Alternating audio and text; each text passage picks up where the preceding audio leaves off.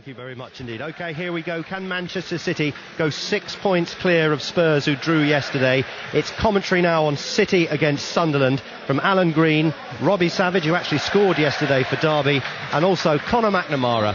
That statistic of Robbie scoring yesterday really can't be mentioned enough on the BBC this weekend. You wonder what Sunderland fans were thinking when Asamoah Gyan scored against England during the week.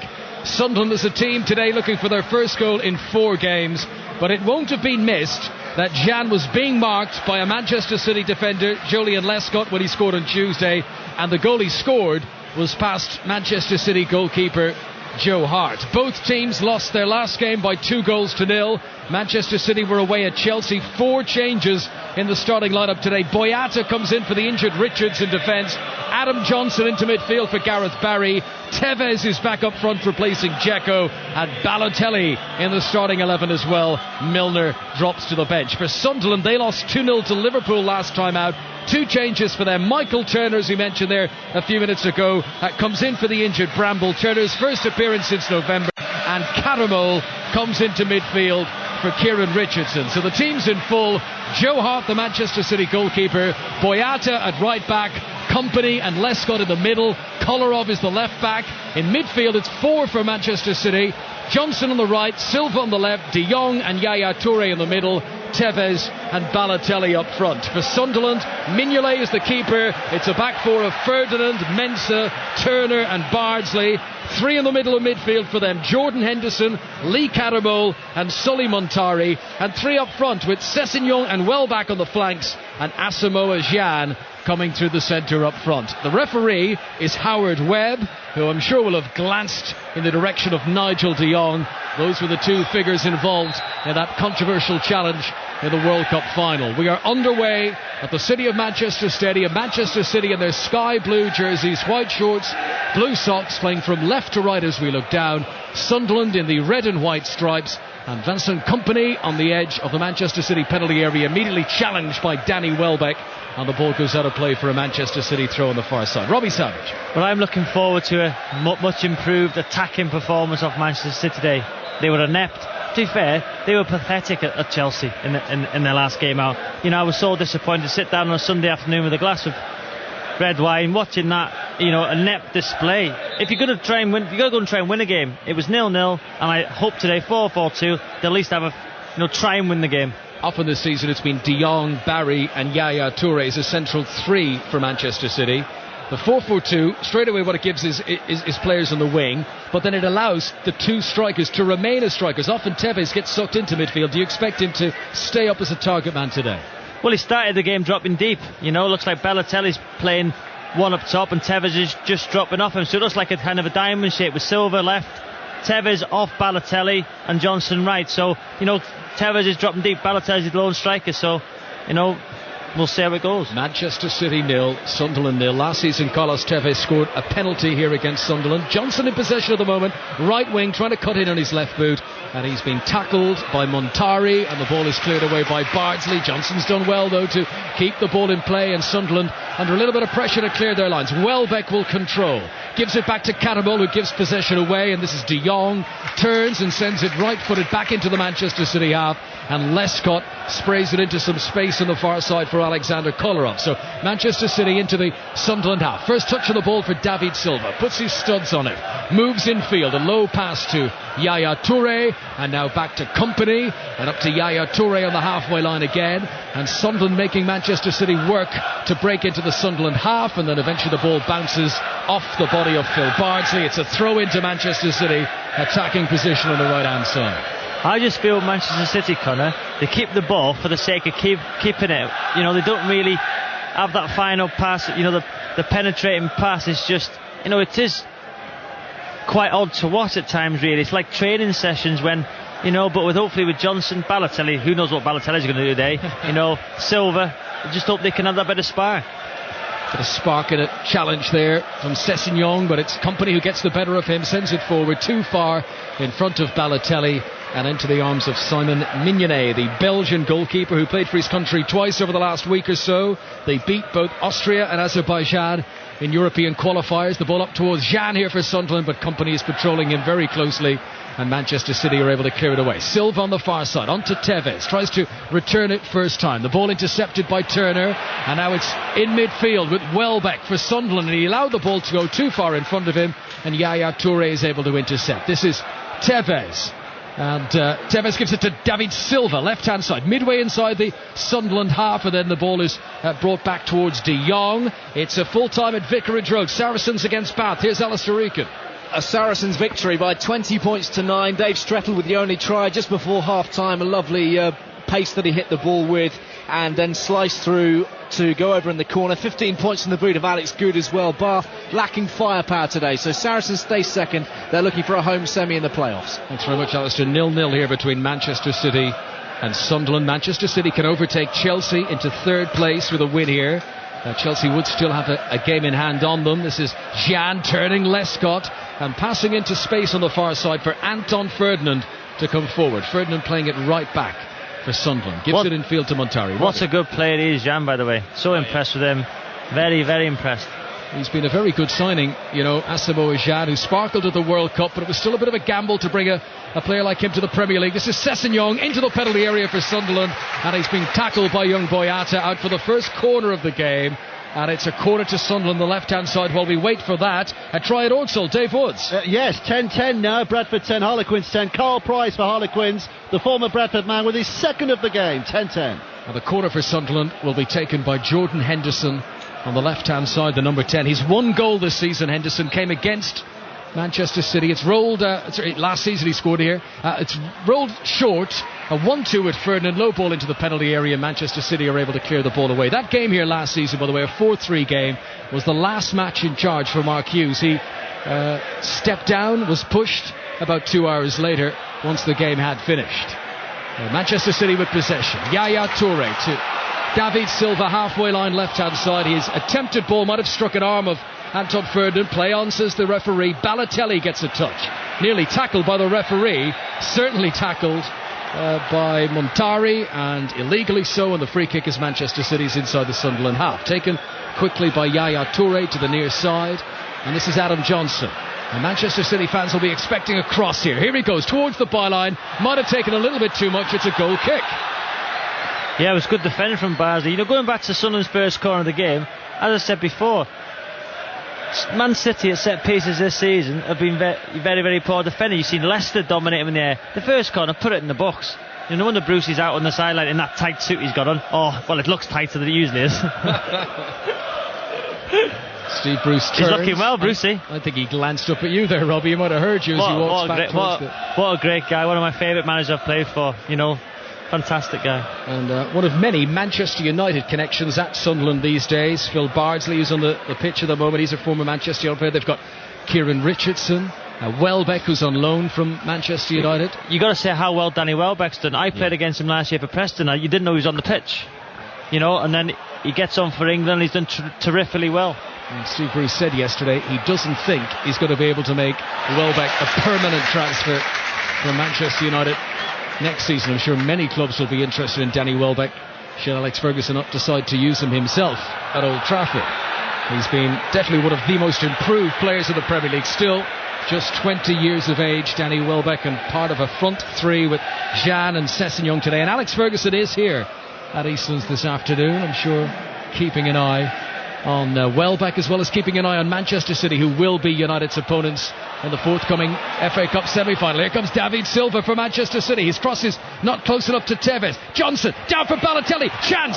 Shot comes in off the body of Turner. It was well struck from Balotelli, and Turner did well to get his body in the way. But just look his reaction after his shot. Nearly scored. He's as if he sulks. It's honestly. You know, going back to Rooney, I'd rather have Wayne Rooney in my team than Mario Balotelli 100 times out of 100. Here's Tevez, right-hand corner angle, the penalty area, holds off Mensah. Tevez turns, gets an eye of goal. Mensah did well, though, to twist and turn and keep with Tevez there. And the chance goes a-begging, and it'll be Boyata who lunges in to try and win the ball up. Now Sessegnon, Manchester City get it back again. Good noise around Eastlands. Company plays it forward. 0-0 here on 5 Live. Sessegnon goes in. Lunging in on him is De Jong. And the ball goes out of play for a throw into Sunderland. And Steve Bruce is up off his bench again. Going back to the reactions of players, Balotelli, that, what Wayne Rooney done yesterday was completely and utterly wrong, right? But on the pitch, you see Balotelli's reaction and Rooney's reaction. I'd sooner have a world-class player like Rooney, who is going to tackle, or is going to get back and win the ball for you, and he's going to be a committed performance every single week, than somebody like Balotelli, who flatters his even doesn't show no emotion. How much of the Balotelli no emotion do you think is he putting on for show, if you know what I mean? That, he wants to show he's this ice-cool character, nothing phases me. Well, you alluded to David Platt before the game and said, we all know he loves football. Well, show it you love football, because there's millions of people out there who would love to be in your position, Mario. Yeah, I remember being on a trip with Manchester City to Romania early in the season, and we were on the team plane, and Balotelli was playing on his computer game, and we'll come back to that in a moment. Johnson rolls the ball forward. Yaya Toure, Johnson again, big chance, big goal for Adam Johnson, and Manchester City take the lead after 9 minutes at Eastlands. Yaya Toure crucial in the build-up there, but it's Adam Johnson, his 8th goal of the season. It's Manchester City 1, Sunderland 0. That's what the Man City fans want to see every week. Dynamic, attacking football. Great play from Yaya Toure. He cut it back to Johnson. It's brilliant play, and that's what the City fans want to see every week. Cool finish. It's been a relatively poor start of the game, but if City could do that every week, they'd be a real force and could have been challenging. But in times of season, they've been so negative in the way they've played. If they start the game like this at Chelsea last week, they'd have much of a chance. Manchester City hoping to move 6 points clear of Tottenham in the race for the Champions League, and they've got their noses in front, and fans around the ground starting to do the Poznan, where they link arms and turn around and with their backs to the pitch, but they are in front here, and Sunderland's task has gotten more difficult. Even Balotelli joined in the celebrations there. This is Tevez. I will come back to that ball. Here he goes. Tevez is running out of play. He was playing on his computer game on the plane, and whenever he achieved the score he wanted, he was full of emotion. He was giggling like a little girl. He was happy. That's why I wonder, when he's on the pitch, is he sort of putting on this show that he's an Iceman. That I remember Roy Keane speaking about this in the past. When he showed up at Old Trafford, he put a sort of shield down in front of his face. He didn't want to show any emotion. Just wonder if that's what Balotelli is trying to achieve, but he's not winning many fans and many friends in doing so. Was it a game where you put a bib on? I did watch in the warm-up. Balotelli was not wearing a bib. He's learned. He couldn't get it on. He's learned not to tangle with those things. That's the voice of Robbie Savage with us here on 5 Live this Sunday afternoon. Manchester City 1 up already with 10 minutes played at home to Sunderland here in Barclays Premier League, and Kolarov in possession on the far side, and it just releases Manchester City to play prettier stuff now that they are in front. They can relax a little bit now. David Silva crossing position on the left hand side. Yaya Toure wants it played short in field, but Silva's lost it, a tangle between his own legs. De Jong is there to pick up the pieces and gives it in low to Tevez. Tevez has given the ball away. This is Welbeck for Sunderland over the halfway line. Sessegnon is with him. Jean up ahead. This is Jean for Sunderland. Back to Welbeck, too far in front of him though into the penalty area. And Joe Hart didn't come for that at all, but it's okay because Vincent Kompany could shepherd it out for a goal kick. We had to put our votes in for Player of the Year this year, and I was really thinking about putting Kompany in for mine, but I just put Gareth Bale ahead of him. I think Kompany's been terrific, and I think he probably before Tevez is the first name on the team sheet. Speaking of votes, Robbie Savage has been nominated for a national award, a media award, as the rising star of British media. So I'm sure he'll point you in the direction of where you can vote if you follow his various social media streams. Let's go back to Walsall. Bradford against Harlequins. Dave Woods. Bradford back in front of this nip and tuck game. 16-10. Carney with a try with a prodigious leap. Arvan converted. Arvan has kicked a penalty. 18-10 now. Thanks, Dave. So Saracens in Rugby Union beat Bath by 20 points to 9 in the Aviva Premiership. Carlisle have won the Johnson's Paint Trophy, beaten Brentford by a goal to nil. Peter Murphy scored the goal at Wembley.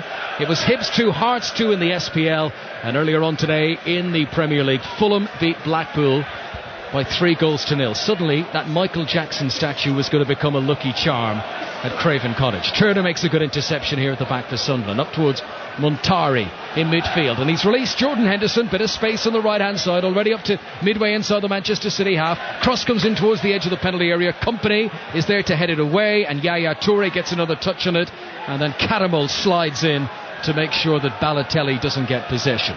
The goal came from Adam Johnson. It's Manchester City 1, Sunderland 0. Yeah, I really like Adam Johnson on the right hand side, because he cuts in on that left foot, and I think that's where he's at his most dangerous play on the right side. It's we see a lot more right footers play on the left. We've got Ashley Young, and I think it's a fantastic position for him. Just hope Adam Johnson can play regularly now for Man City. Caramel looks for Jordan Henderson, who made a good run towards the edge of the area. Kolarov had to be alert, and he just half volleys the ball out of play on the far side. Throw into Sunderland, who've not had too many touches of the ball inside the Manchester City half. It's now over 400 minutes of Premier League football since Sunderland last scored a goal. And Balotelli here using his strength to hold off Caramel and accelerate towards the halfway line. Turner slides in well. Balotelli had been fouled in the build-up to that, and the referee has brought it back for a free kick, which has been taken quickly. Tevez into the penalty area. Now is he tackled in the box? He is. It's a penalty. It's a penalty to Manchester City. Well, that was anything but clean cut. Tevez goes down in a heap. The defender was Phil Bardsley, but Robbie Savage, was it a foul? Should it have been a penalty? Well, you've got to go back to the previous foul on Balotelli. Was that a foul? It's a good touch of Tevez. It's a penalty. He's not won the ball. Tevez is never ever going to get the ball, right? But Bardsley's lunged in stupidly, not won the ball, brought Tevez over, so by the letter of it's a penalty. But Tevez is never ever ever going to get the ball. So Bardsley made the referee's decision easy for him. The last time these teams met, the game was decided by a penalty. In the last minute it was. Darren Bent scored for Sunderland. He'll score. Here, after just 15 minutes, Tevez has the chance to make it 2-0 and put this game to bed, perhaps left. This early. Top left, says Robbie Savage. Here is Tevez, right footed, bottom right. He couldn't have been more wrong, but it is a goal. Carlos Tevez has scored it. A brilliant penalty in off the very bottom of the post. It was very accurate. It went nowhere near Robbie Savage thought and publicly proclaimed it was going to. What I was thinking about is where I smashed mine yesterday. Top left. That's another mention of that one. To be fair, that might happen. The keeper's gone the right way, got a hand to it, and you say if you got a hand to it, you should save it. But I've got to say, it's a definite penalty. We've seen the replays now. Yeah, ball bounces in front of Tevez. He gets a touch on it, and then in comes Bardsley. Yeah, it's a penalty. And collides not with the ball, but with the striker, and Tevez tucks it away into the bottom corner. 2-0 already. Big problems for Sunderland. But it's a different lineup for City. It's a more attacking lineup. I hope Roberto realise now that the 4-2-3-1, it's just not what everybody likes to see. It gets you the odd result, but this is much, much better from City today. Sessegnon crosses for Sunderland down the other end, but it's headed away, and Silva comes away with possession.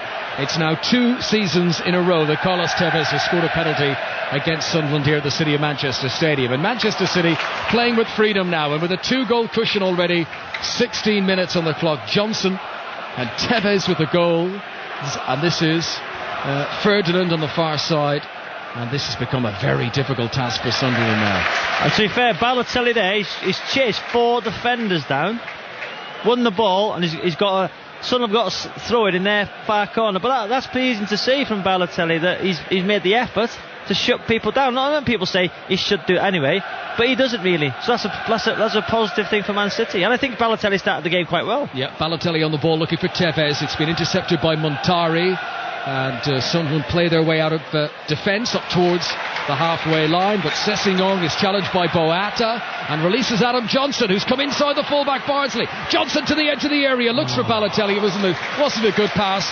Ferdinand clears it away. But can't you just sense the atmosphere of the crowd as well, even watching it? The positivity of the players going forward is it's much more exciting for the crowd, for everybody. And Roberto must enjoy watching this more than passing the ball around at the back, into midfield back, not going anywhere. This must be much better for him to watch. Tevez challenged by Mensah. Fair challenge, says the referee. Sunderland looked to come forward. De Jong, though, was intercepted. And Manchester City in possession on the edge of their own penalty area. This is the sort of game that Manchester City need to win if they are to secure the Champions League place. 7 league games remaining after today for Roberto Mancini. This is Tevez. Liverpool come next for Manchester City. Then it's the FA Cup semi-final against Manchester United. Here comes Kolarov, left-hand side of midfield. Good challenge by Henderson it was. And then Yaya Toure gets it back for City to David Silva. On to Kolarov, who'd remained forward. Tevez, they're queuing up here. Tevez shot was on target. Bardsley got his head in the way, and that's going to bounce out for a corner. Manchester City 2, Sunderland 0. It is all Manchester City pressure. Sunderland are all over the place. They're decimated by injuries. But Bruce, he must be, fuming. He looks like he's going to pop out of that shirt. Which button's going to come off first? Here comes the corner from Adam Johnson, left-footed, in-swing, headed up into the air. And as far as De Jong, who's given it back out to Johnson, a lot of space. He'd taken the corner on the right-hand side, steps into the penalty area, challenged by Welbeck, and that's another corner from Manchester City. So across comes Johnson to place the ball again. I was actually looking this week. Steve Bruce had a better wins per game ratio at Wigan than he's had at Sunderland so far. Manchester City take the corner short to Silva, and then it was back to Johnson, who struck it poorly into the centre, and that's easy taking from Mignolet. Sunderland, if they don't win today, it will be 7 league games in a row without a victory. Well, it can happen in this league. It can happen in any league in the world. It's Sunderland aren't one of the biggest clubs in the Premier League. They've spent a few quid. They've got some exceptional players, but it can happen. Handball inside the centre circle from Montari, and not much going Sunderland's way here so far. I think it's clouded over a little bit at Eastland. It's been a funny day. Blue skies and sunshine 1 minute, massive hailstones the next. But Manchester City on the field have started very well here against Sunderland. Goals from Adam Johnson and Carlos Tevez from the penalty spot. Manchester City leading Sunderland on 5 Live by 2-0. Throw in for Bardsley, the former Manchester United man who wasn't in the Scotland team last weekend. That defeat to Brazil at the Emirates. But in the starting lineup for Sunderland today. And Sunderland will throw in now just over the halfway line, and Bardsley will stand beside Roberto Mancini as he throws it short to Sully Montari. Back to Bardsley. Right-footed ball, looking for Jean, finding Jean, 10 yards outside the Manchester City penalty area. Back into the midfield, and Montari to Henderson on the far side. Ferdinand's gone on the overlap of him. This is Anton Ferdinand, right foot across into the centre. It was a good build-up that from Sunderland, but Company heads it away right from under the gloves of Joe Hart and out for a throw-in on the far side. I think Company's got to head that. It's the ball's in the 6-yard box. Take control as defender. If he leaves it, doesn't know what's behind him, so it's a good play from Company. Just looking at the league table, Robbie, just 6 points above the relegation zone, Sunderland. Are they definitely safe?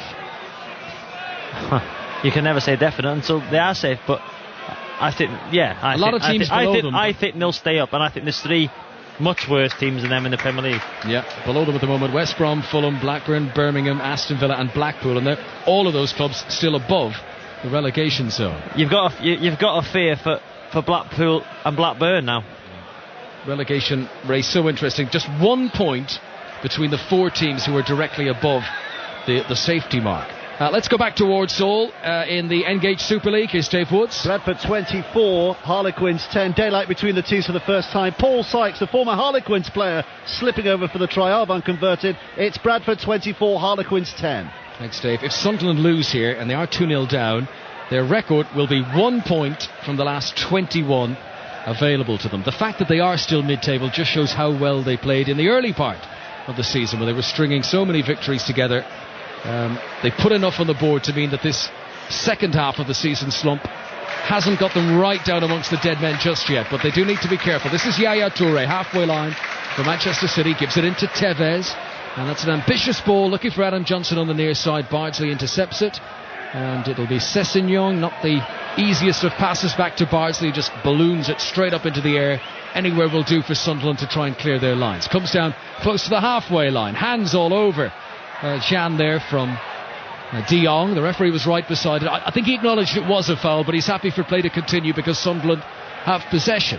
And Henderson gives it to Ferdinand on the right hand side. We've seen those two combine quite a few times, but they've not delivered a dangerous cross yet. Certainly not one that's found a teammate in the centre. Henderson with a back heel on the edge of the Manchester City penalty area, gives it away, and Lescott will clear the lines for Manchester City, who have not been given any sort of undue unrest in the early stages of this game. It's been comfortable stuff for Roberto Mancini's men. Another interception there. Boyata onto De Jong, and here come Manchester City into the Sunderland half. Tevez, they won't get a touch. Mensah comes across and heads the ball out of play. Yeah, sometimes you can see the problem, with the creativity. A Ghanaian, they've got Montari in the middle of the park.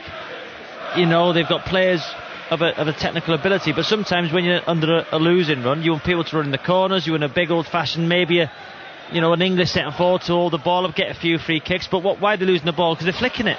They're flicking it to nobody. Tevez attacking the penalty area for Manchester City. He's got Silva on his left-hand side. Kolarov on the overlap. Shot comes in. It's saved by Mignolet. We're past the midway point in the first half, and this is Alan Green on 5 Live. And Manchester City are going third, because there's not a cat and hell's chance of Sunderland getting anything out of this game. They've been poor and City have been pretty good, as well as I've seen them play this season. I'm still not convinced it was a penalty, though. Are you sure? Definitely. You better take them glasses off. No, I'm just no longer any faith in Hardweb as a top-class referee. It had to be a penalty. Why do you think it was a penalty? I'm just not sure it was a foul. Yeah, why are you sure? Because I didn't think it was a foul. But he's not won the ball. I just said I didn't think it was a foul, Robbie, nothing else. I think it's a penalty. Manchester City 2, Sunderland 0, and they thoroughly deserve to be 2 goals in front.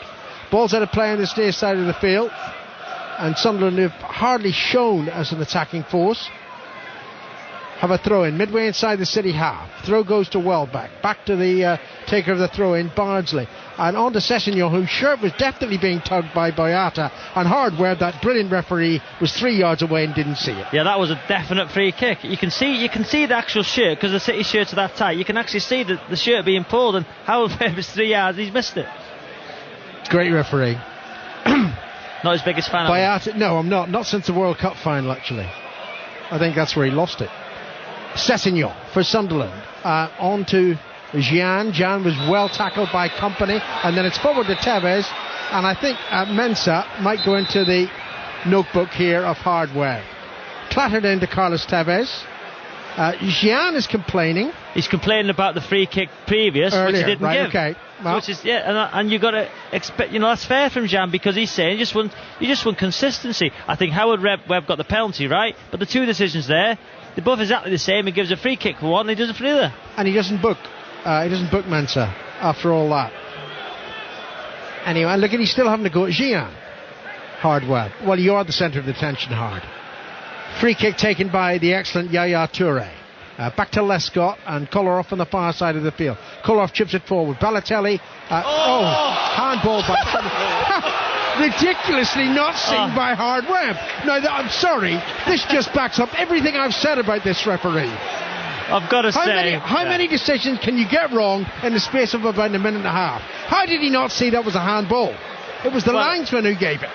He's 2 yards away, and he has missed that, and everybody's, in fact, it's that bad, everybody around is laughing.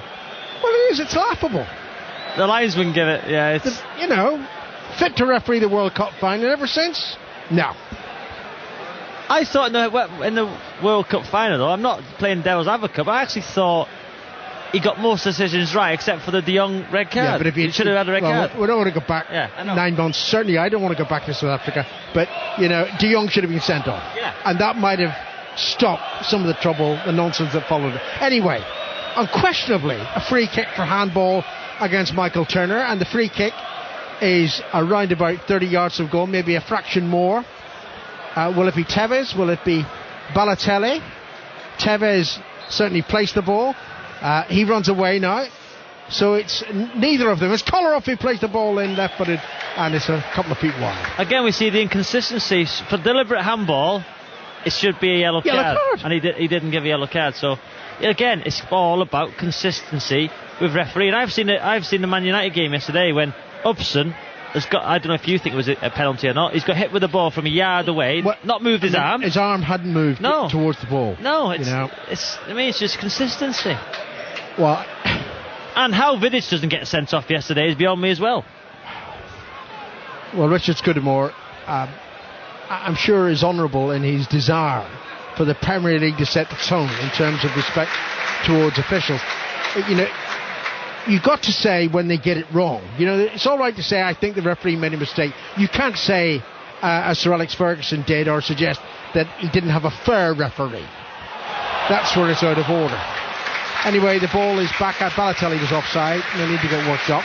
Ball is back with Mignolet. And after 27 minutes, it's been a busy little game. Manchester City 2, Sunderland 0 here on 5 Live. And Sunderland aren't in it at the moment.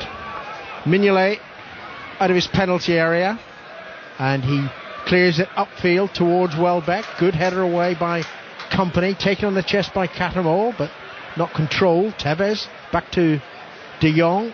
It's a terrific defensive midfield bedrock, Yaya Toure and De Jong. Now here's Silva, de Tevez inside the centre circle.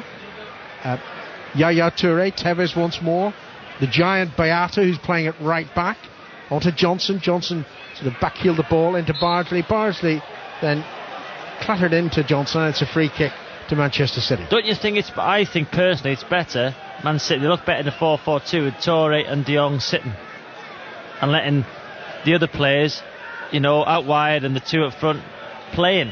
I think when they play the three, they're just not as positive.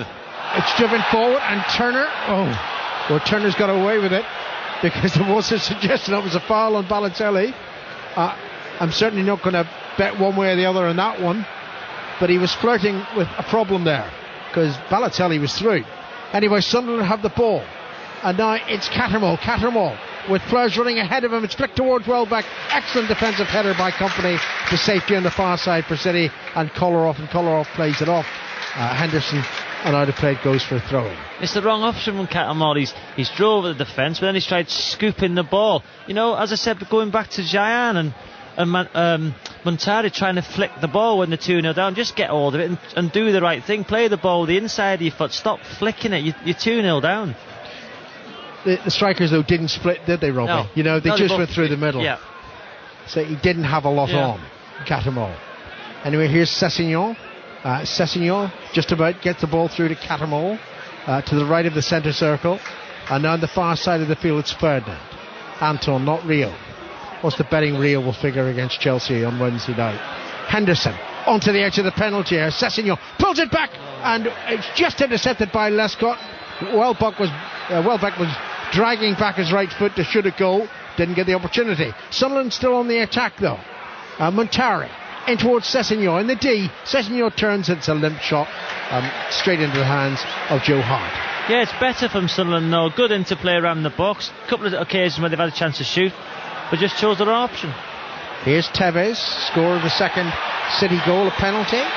Foul by Mensah, the assistant gave it. Mensah gave off to the assistant, and not only was it a foul, it was clear dissent to an official. Yellow card. But I think he's won the ball, Alan, there. I know he said, we mean you. I think it's for the dissent, though. What's this? We're watching the replay now. He's won the ball. He's won the ball cleanly. There you go. He's won the ball clearly. The linesman's give a foul. He's threw his arm at the linesman, and the referee's booked him. But he's won the ball fair and square. That's a good tackle from Mensah. Catamol, as the Sunderland skipper, had his say as well. That's two of the back four now being booked. Bardsley and Mensah, and Turner should have been booked for deliberate handball. So Sunderland are really in the mire here. 14 minutes to go to half time and 5 Live. Manchester City 2, Sunderland 0. Johnson scored the first goal. Terrific strike. He takes the free kick, left-footed from the right side, played in low, bounces back off Balotelli, I think, and it's cleared by Sunderland, hooked away to safety on the far side of the field. Temporary safety. Kolarov comes forward. Kolarov then being hustled by Montari, hustled into a mistake, and a ball's out of play for a throw into Sunderland. Let's get an update from Odsal. Dave Woods. Harlequins back in it. Bradford 24, Harlequins 16. Tony Clubb with a try in the 72nd minutes, which Gale converted. And a possible upset on the card. Warrington 20, Catalan 22. Late in that game as well. Now, we're just getting a replay of that free kick. And I know we see it all the time. Shirt pulling. But goodness gracious, Mensah had his arms around Balotelli.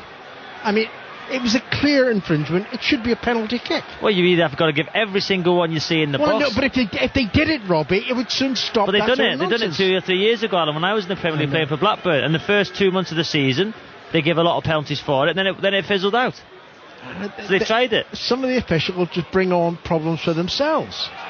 Start penalising players properly. And the first sign of dissent, yellow card, bang. First word out of turn, yellow card. 13 minutes to half time. You're going to have a busy 606 tonight. And I haven't even mentioned Rooney yet. I'll get round to it. Here's Tevez. Tevez with Silva to his left, but it's played to the right. Balotelli's shot easily saved. Weak shot. I think Balotelli's been a lot better today, Alan. I think in that central role alongside Tevez, he's worked hard, he's shut the ball down, and he's had a few decent efforts. There's excellent control by Gian. Playing the ball to the right to Sessegnon. Sessegnon has switched flanks now.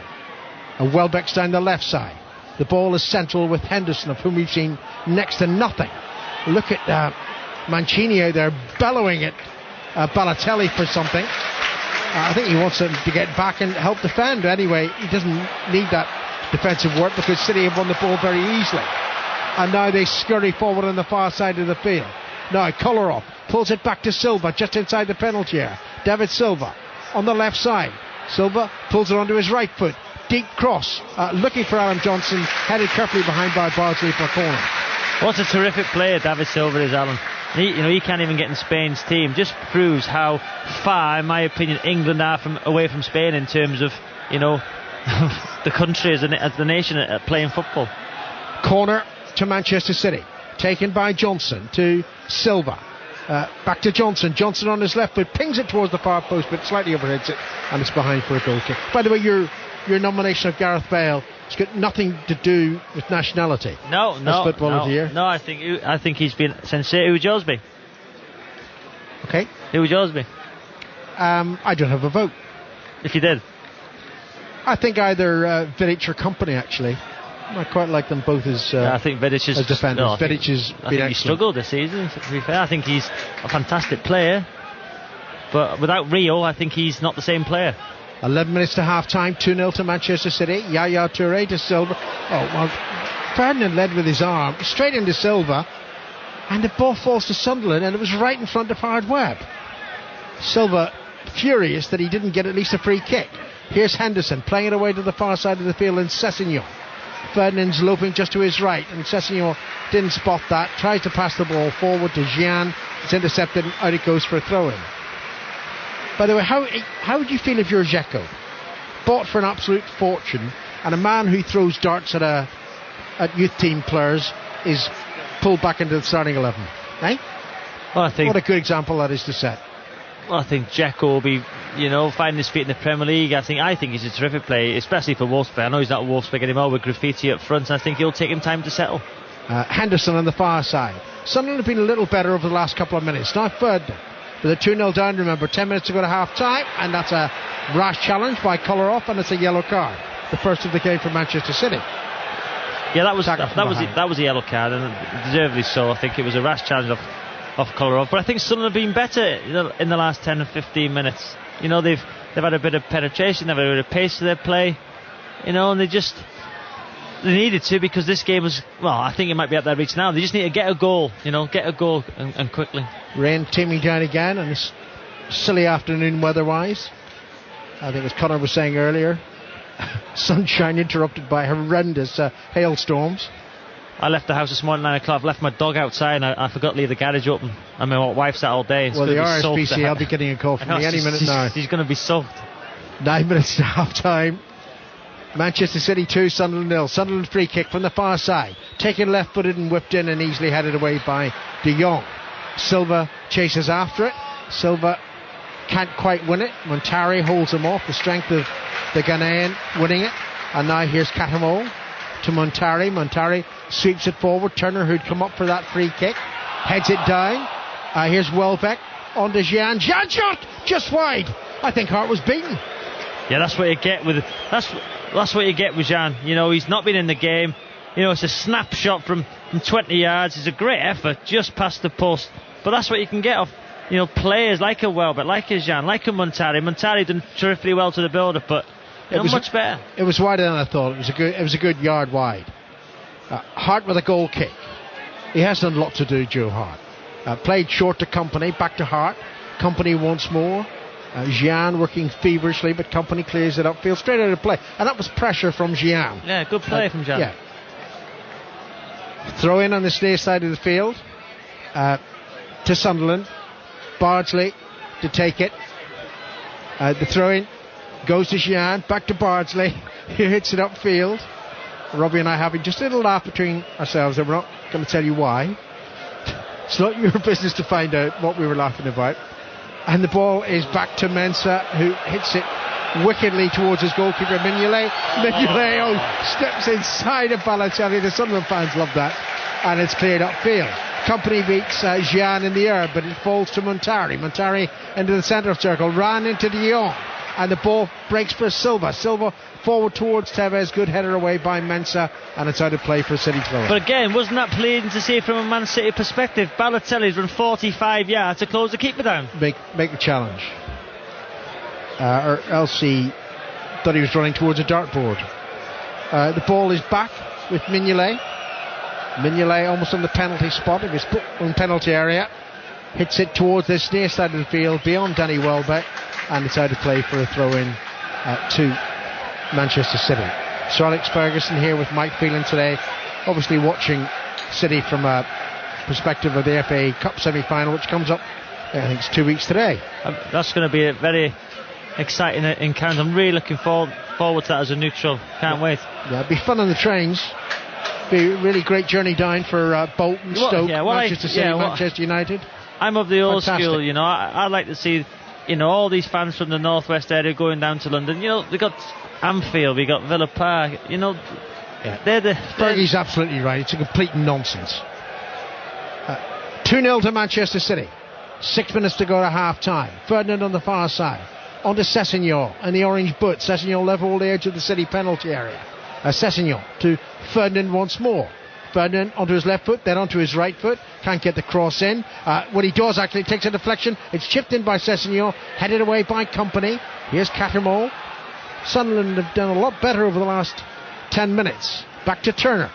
Turner's high cross looking for Gian. Won by Company. Ball breaks to Montari though, centre of the City half.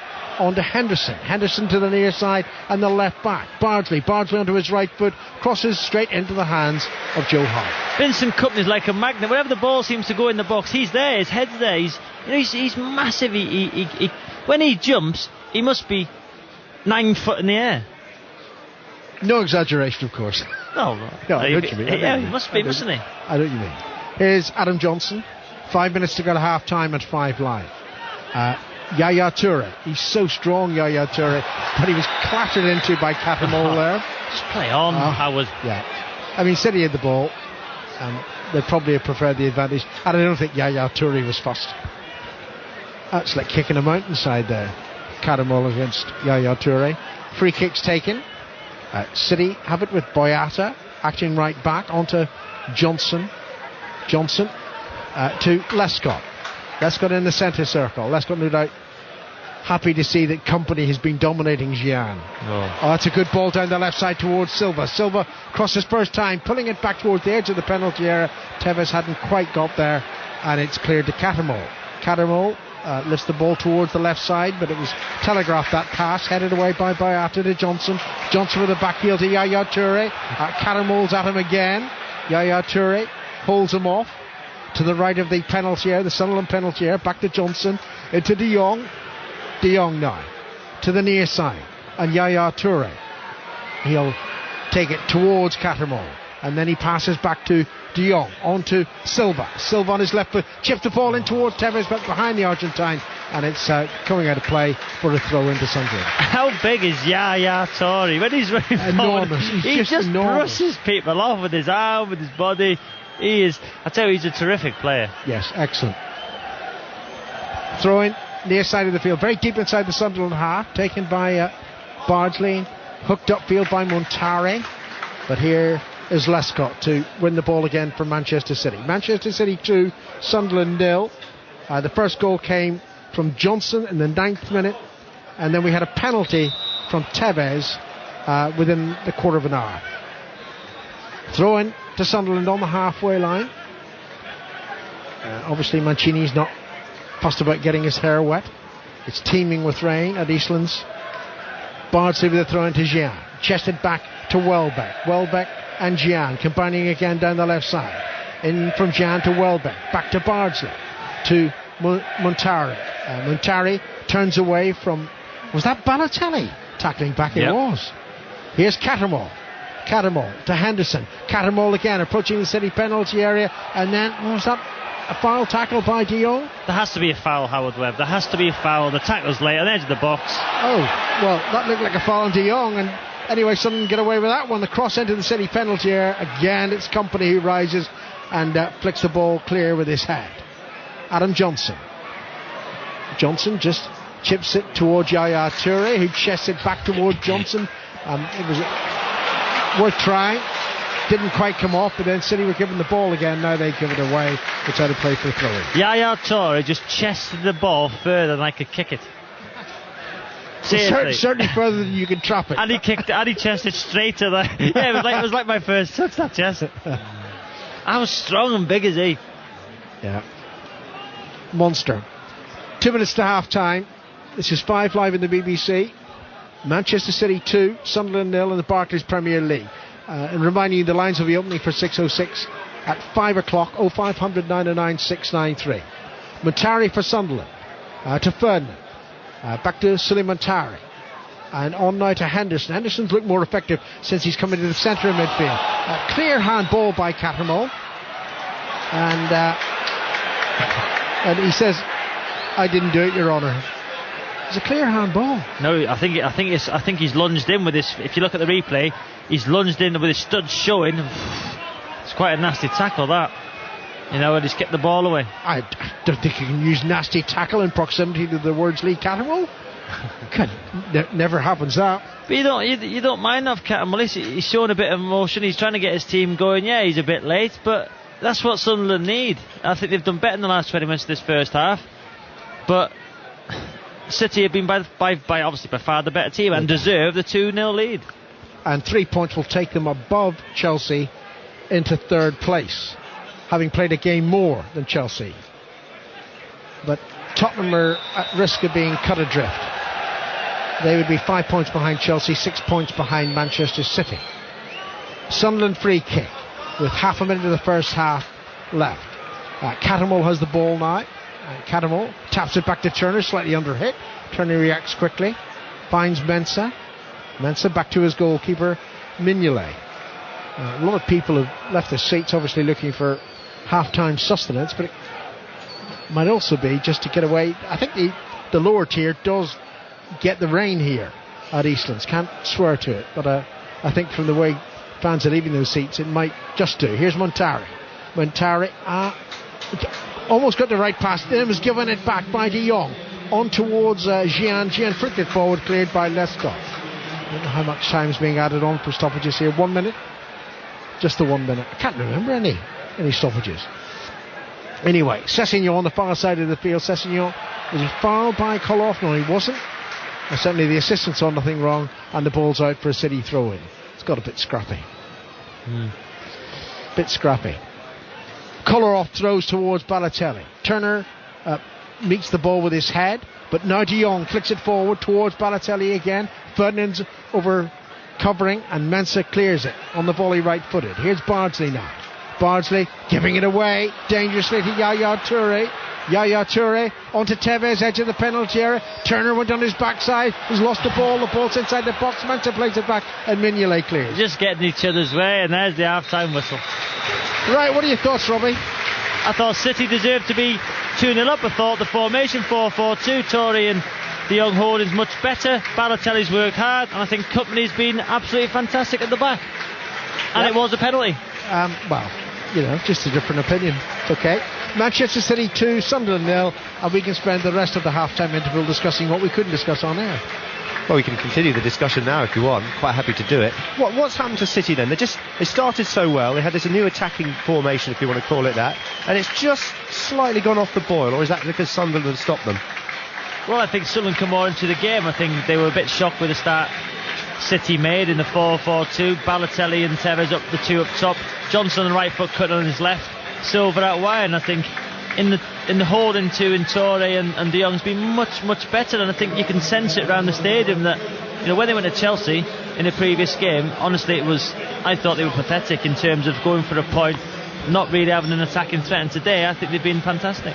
What is it, do you think, that will allows City to feel confident about the way that they're playing today? Because Balotelli, as you say, OK, he hasn't been mercurial, but he has done things more positively than he's done in the rest of the season, hasn't he? Well, I think he's closed full-backs down, he's closed the keeper down, he's tackled back, and I think that's the first steps, in the right direction, because I think his skill and his undoubted, awareness of where the goal is there for all to see, but it's the other side of the game in the Premier League which you've got to have.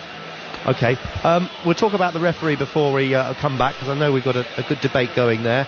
Let's go to Dave Woods at Oddsall, though, and find out what's happening in the game between Bradford and Harlequins. Well, we've had two absolutely cracking games today in the Engaged Super League. The one here at Oddsall has finished Bradford 24, Harlequins 22. It looked as though it was done and dusted when Paul Sykes in the 63rd minute scored to make it 24-10 for the home side, but a Tony Club try created by Carl Price in the 72nd minute, and then a Carl Price hat-trick try in the 79th made it a very, very nervous last few seconds, but Bradford hung on 24-22. And another thriller at Warrington. Warrington, the side who led the table at the start of the day, have been beaten 22 points to 20 by Catalan. Scott Duro with a late breakaway try and a conversion. After that he was stretched off after a high tackle, but Catalan hung on, and they have won a very famous victory. The other game, Huddersfield 34, Wakefield 10. Thanks very much indeed. To round up all these sports scores for you at half-time here at Eastlands, where it's Manchester City 2, Sunderland 0, as the rain comes down and everyone goes to get a pie. After the news, we'll be giving you details of a special programme from Liverpool next Thursday. Get your pens ready. But first, before that, here's the 5 Live News with Dan Maudsley. Online at bbc.co.uk/5live. This is BBC Radio 5 Live. Thanks very much. Northern Ireland's First Minister, Peter Robinson, is calling for the local community to come forward with information after the murder of a Catholic police officer in Omagh. Mr Robinson was speaking after visiting the family of Constable Ronan Kerr, who was killed after a bomb exploded under his car. This has to be the whole community. We are a part of this process. We must give whatever support that we can to the police. We are the eyes and the ears of the PSNI. Anyone that has information, we really do urge them to pass that information on so that these people can be apprehended. Police in Pakistan say at least 41 people have been killed in 2 suicide attacks on a Sufi Muslim shrine in the eastern city of Dera. Police say they've arrested one suspect who wasn't able to detonate his explosives.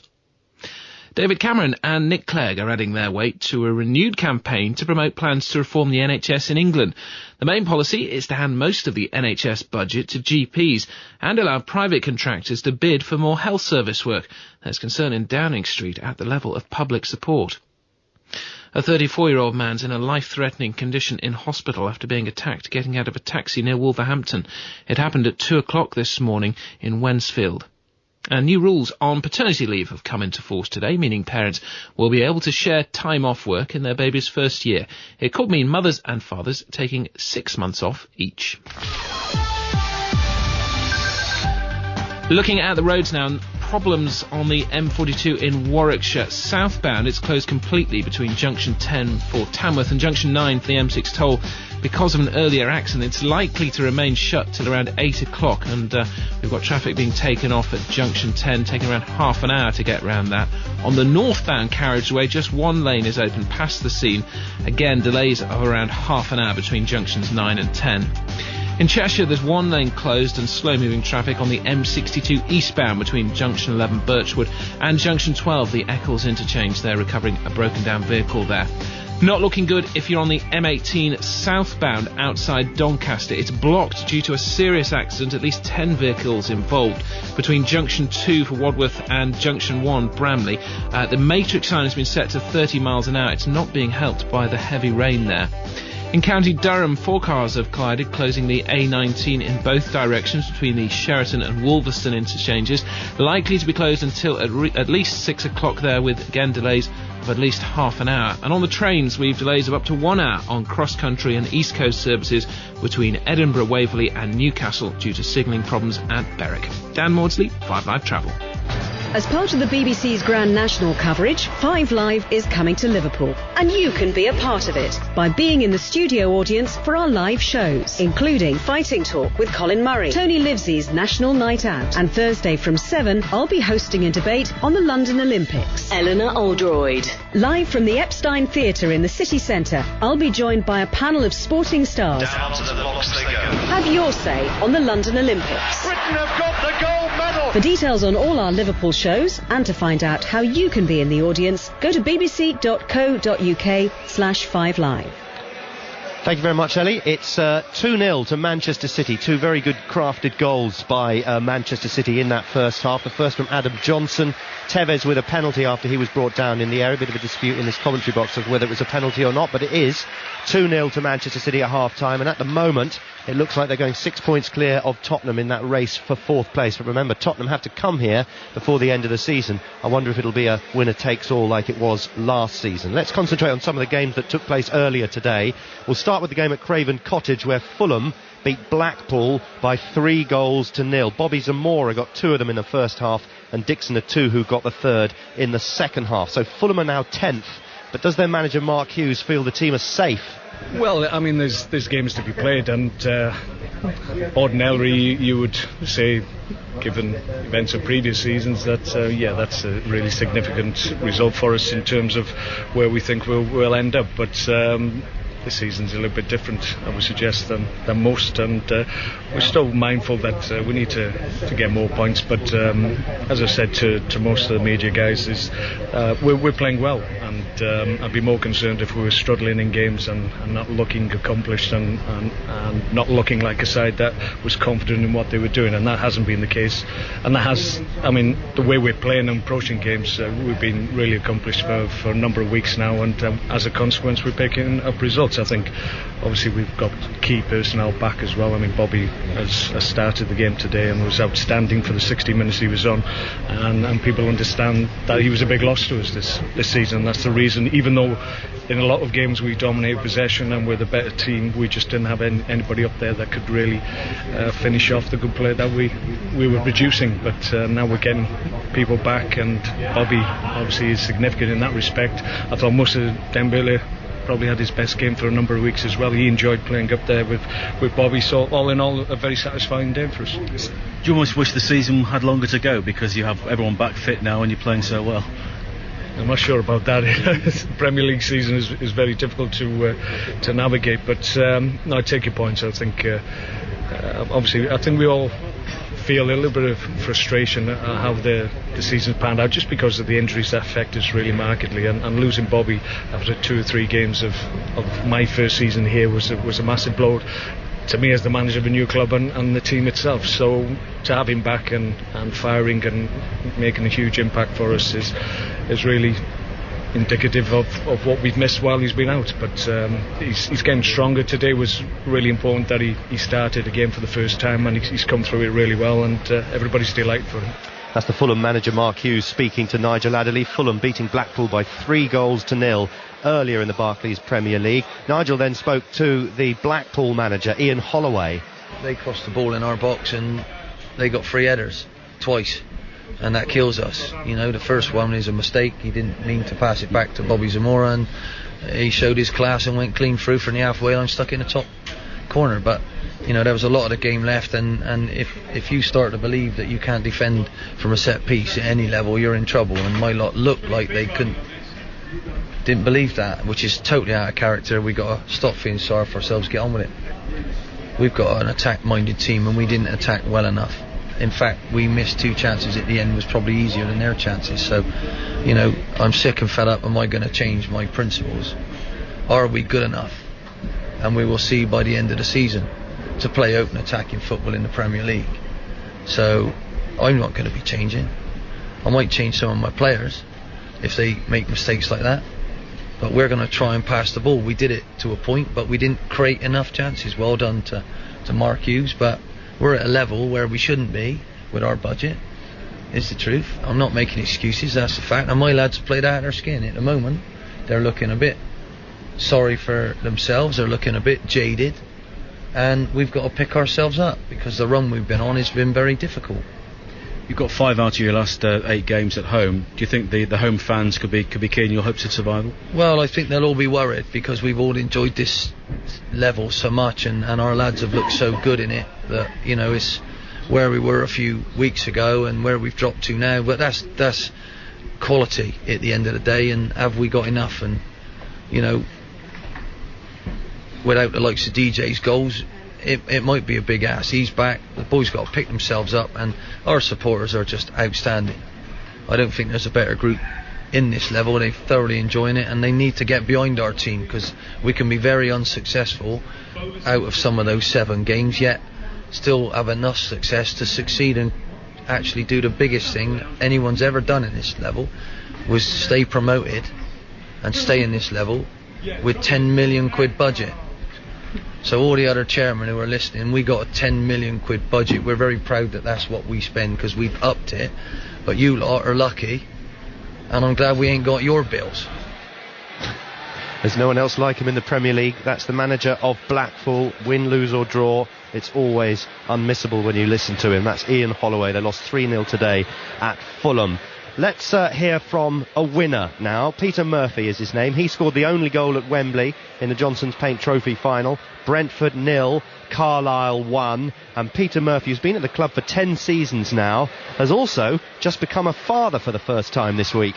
It was an unbelievable experience to be witnessing a baby being born as well. I suppose the coach Graham Kavanagh was saying everybody thinks that their own baby's the only baby in the world, and I suppose I feel like that a little bit as well. But when the baby was born, I only had a couple hours just to see him, and then I had to head down on a train down to London and catch up with the team, get a good night's sleep and train, and just concentrating on the game after that. Coming into today, we just wanted to win. It was all about winning today for us. Last year there was a few distractions and all, and just everything that went on, especially the way it went for me with the handball. It was a choice that I made, and it didn't work out. But getting the goal this year and everything, I think hopefully that makes up for it. And you say the man of the match and everything, I think that was just because of what happened last year, and getting the goal and everything like that, because there's a hell of a lot of players out there that played unbelievably well today. We had to defend very well in the second half because Brentford threw everything at us. So it's turned out to be a great weekend, yeah, and hopefully I'm going to go up and celebrate it now and speak to my partner and sort out a name for the baby, because we haven't had a chance to really speak together on our own, because there's been so many friends and family around. What does it mean for Carlisle? You've been there quite some time. Yeah, I've been there quite some time, and it's like the 4th final I've been in as well, the Johnson's Paint Trophy final, and it's the first win that I've got, so it means a lot for me, it means a lot for the fans. I think we've only won it once before. It's unbelievable, it's brilliant, especially after last year. It's a lot more of the icing on the cake as well, and for the management, the players, you've got a young side, the experience that they'll gain from it. It's brilliant to go, I think it helped the few of us last year that played in it to come in today, and we got the win, which is what it's all about really. A winner in more ways than one. That's new dad Peter Murphy, who scored the winner at Wembley today for Carlisle to beat Brentford 1-0 in the Johnson's Paint Trophy final. A couple of scores in the Aviva Premiership. That's rugby union, of course. London Irish 25, Wasps 12 is the latest score. And a result, Leeds 27, Exeter 22. Earlier Saracens stayed second in the table and looking for home advantage in the playoffs as they beat Bath by 20 points to 9. Now this time next week we'll all be looking ahead to the final round of the first major golf championship of the year. It's at Augusta, it's the Masters, can't wait for it. The final warm-up, if you want to call it that, tournament is taking place in the United States right now. It's the Miami Open final. Lee Westwood, who was beginning his round just a few shots off the lead. He was -7 to Phil Mickelson's lead of -13. I think he's out on the course now. Mickelson will go out about 6:30. He's the defending Masters champion, of course. And Ian Carter is watching things for us. Ian.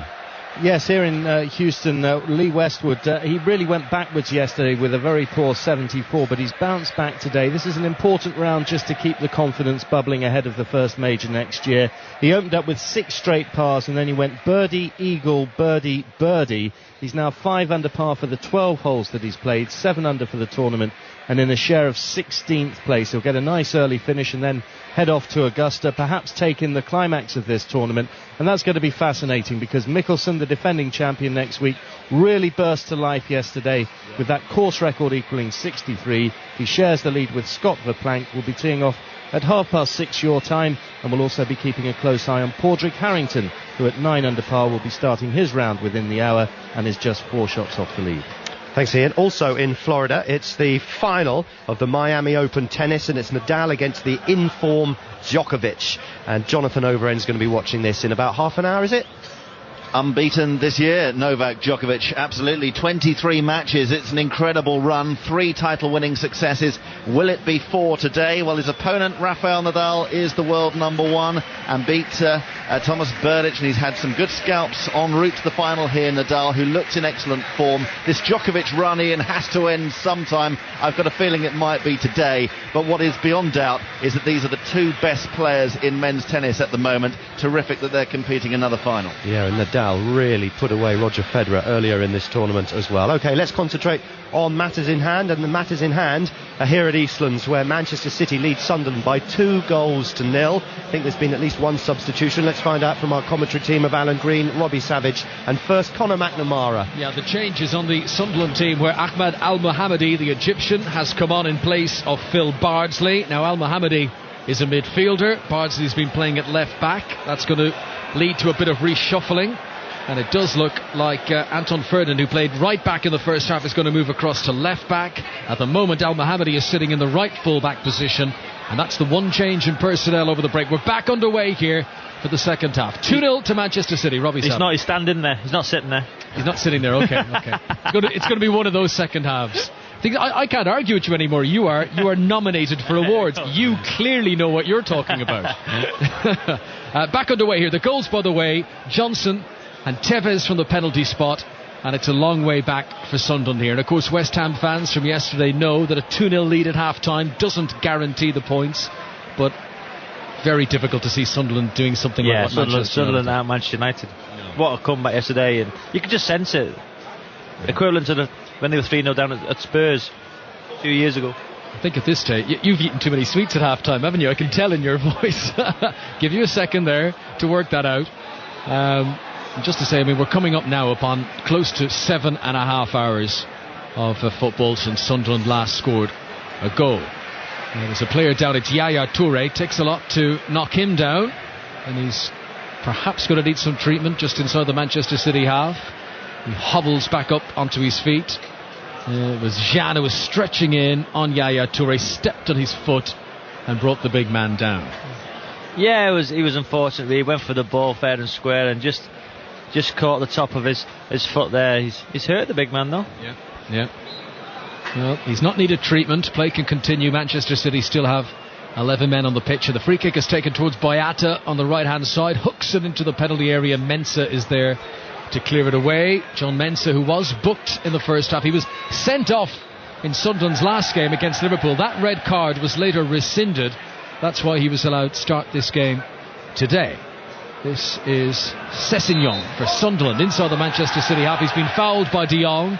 Sunderland take the free kick quickly. Al-Mohammadi, right hand side. The Egyptian has just come on, gives it in towards Sessegnon. Good turn on Lescott. Lescott's under a bit of pressure, puts it out for a corner. Good start from Sunderland in the second half. Ironic cheers for the Sunderland fans. Howard awarded them 2 free quick kicks in succession. Must have been a decent start. Good play from Sunderland.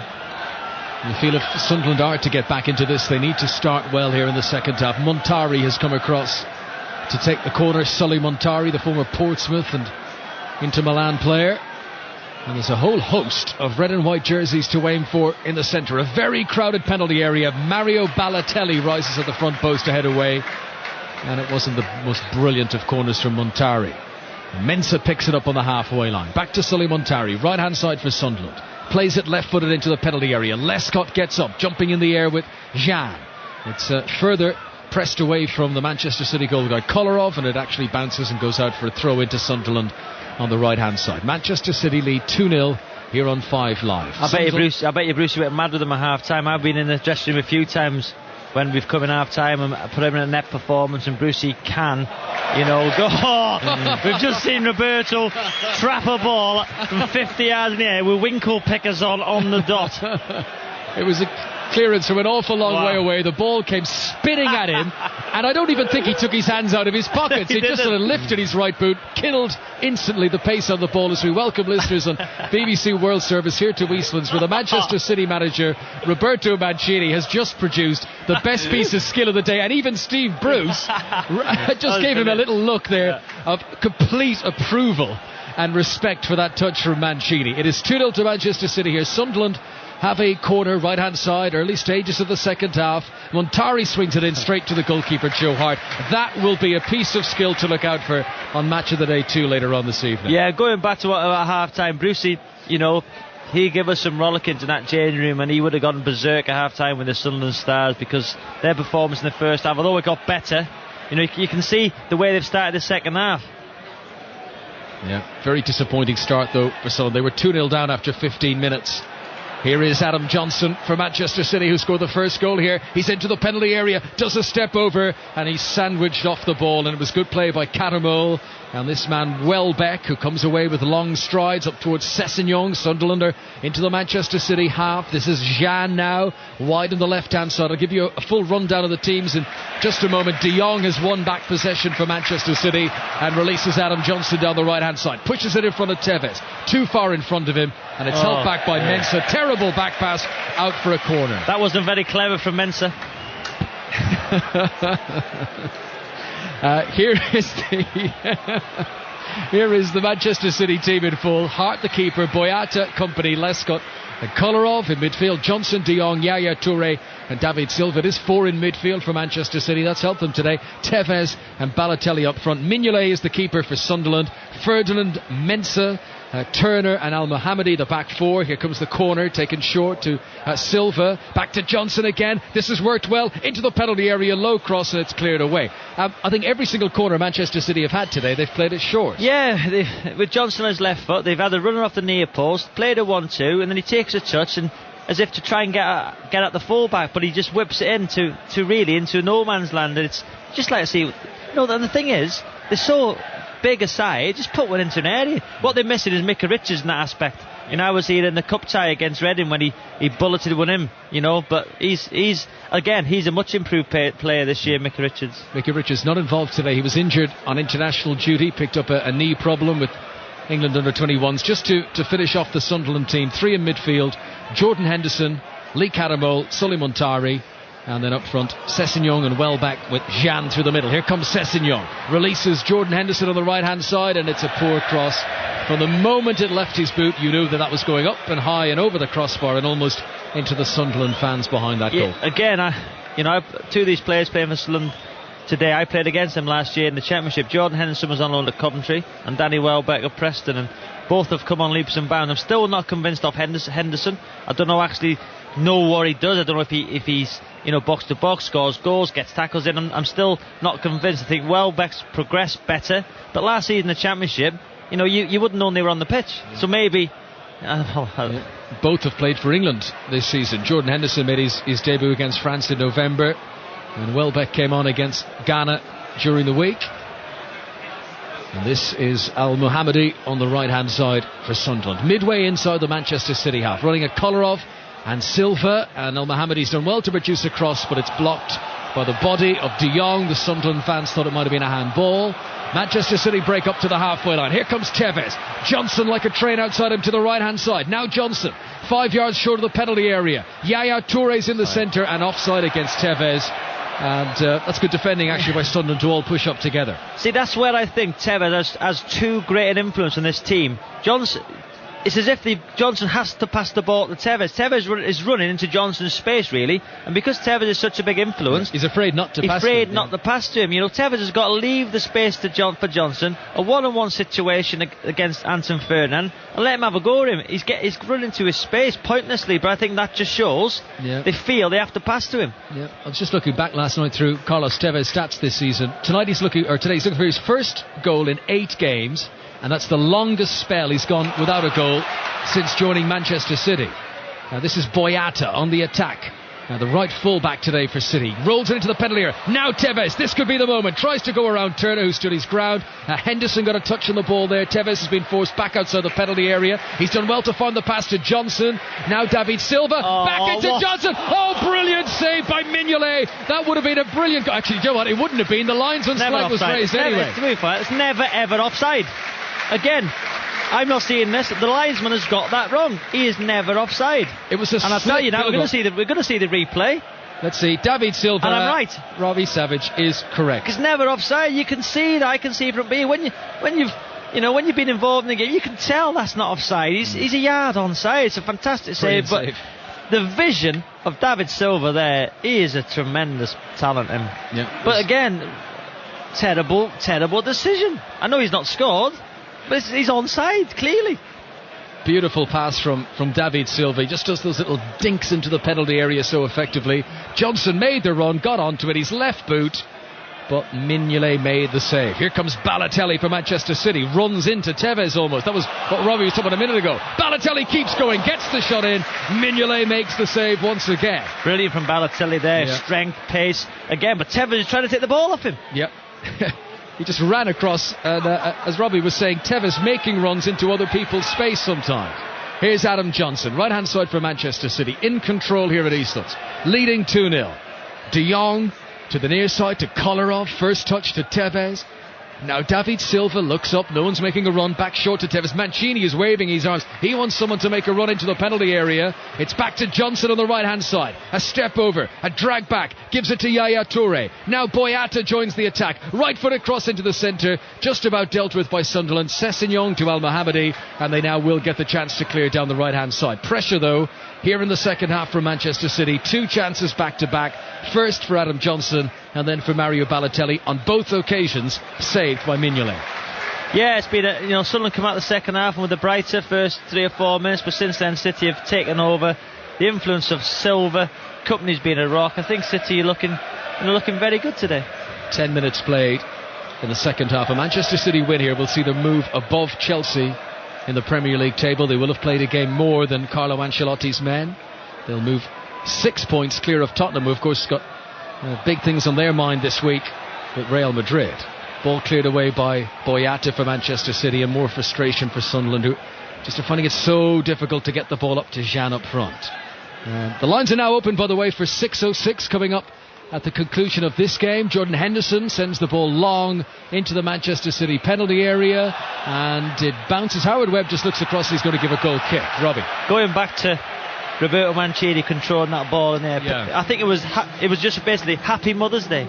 It was for all their mums at home. You know, he's in an Italian suit, he's got his scarf on, the ball's got, he's just controlled it nonchalantly. It was just like, to all their mothers watching Match of the Day tonight of his age, Happy Mother's Day. Happy Mother's Day. And can I say, Happy Mother's Day to my mother who's listening. And to my mother as well, and to everyone else's mother who's listening in. You got to have your mother, you know what I mean? Very, very important. But she gave me the best saying once ever. You know, when I left to go to Manchester United as a kid, when I was 16, she said, it's nice to be important, but it's more important to be nice. And you didn't really listen to her, did you? Not really, no. No. Manchester City 2, Sunderland 0 here at Eastlands, and Balotelli's on the ball for Manchester City, accelerating away from the halfway line, plays it in towards Tevez, not a good pass, intercepted by Mensah, and this will be Henderson up to the halfway line, picks out Welbeck, and Sunderland come into Manchester City's half. Jordan Henderson again, middle to midfield, poor ball up towards Jean, intercepted by Lescott, and El Mohammadi gets it back for Sunderland, and they have it inside their own half with Turner. Yeah, I'd make a change if I was Sunderland. I think Henderson, has had a really poor game, and I know he's played for England, and I know he's doing exceptionally well, but I still don't know what he offers a team, and I'd make a change. Sessegnon makes a little lunge towards the corner angle of the penalty area. Yaya Toure did just enough. Now, was that a handball off Kolarov? Al Mohammadi sent in the cross. It certainly struck the arm. Referee says not intentional. Manchester City get away with it, and possession is with Joe Hart. We're approaching the hour mark. Manchester City 2, Sunderland 0. Joe Hart rolls the ball down onto the ground, just steps outside his penalty area, and Sunderland are preparing a change. I think Bolo Zenda is going to be coming on for the visitors. Clearance by Hart, long into the Sunderland half, and Turner and Tevez collided with each other, and actually it's an offside decision according to the linesman on the far side. It's going to be interesting to see who Brucey brings off, really. I think he's had a positive effect. Al-Hamadi on the right back position going forward. I wonder who's going to bring off. If it was me, I'd probably bring Henderson off. Just with regards to Al-Mohammadi, Roberto Mancini's been talking to Balotelli there, and he wants him to track back whenever Al-Mohammadi goes forward. Manchester City have possession. Balotelli, halfway line, into the centre circle to Nigel de Jong. And now this is on to Tevez, midway inside the Sunderland half. Balotelli tries to find him with the outside of the right boot, well intercepted by Michael Turner. And Sunderland cleared away, but the ball had gone out of play before Sessegnon was able to strike it. So the throw-in will be Manchester City's left-hand side. Zendan is going to come on, and Jordan Henderson is the player who goes off, Robbie. That's why I'm getting nominated for awards, mate. Yeah. that can be the only reason. On comes Bolo Zendan for Jordan Henderson, who's not really been in the game. It passed him by today, and he goes and takes his seat in the dugout down below us. 2-0 to Manchester City. Kolarov takes the throw to Tevez, back to Kolarov again, too high for Balotelli. It's amazing that Roberto's made this change. He brought Balotelli into this near side where Roberto's standing, as if he's looking after Balotelli, but I don't think he needs to today, because I think he's been terrific. Yeah, it's been low profile from Mario Balotelli, but effective though, in terms of shutting people down, which the fans want to see. Yeah, low profile in a good way. Yes, for him. But Silva's got up front now. Yeah, Manchester City with Tevez as the spearhead, Silva in behind him, Johnson on the right-hand side, Balotelli wide on the left. Johnson on the ball at the moment, gives it up to David Silva. They still have it between the two of them on the far side. That's very good play by Johnson to weave his way into a little bit of space. He's almost up level with the penalty area now, close to the touchline, right-hand side, and he's been fouled by Welbeck. Free kick to Manchester City. It's important for Adam Johnson now to stay fit in the season, get a run the team, because I think he can have a huge impact on the England team. I think they've done very well the other night, but I think if you can add him to in the way England are playing at the minute, in the three up front, I think he can be a huge asset. 0500 909 693 to get on the air for 6:06 at the conclusion of this game. It was a lively one last night. I'm sure it's going to be lively again tonight. Much to discuss on this busy weekend of football.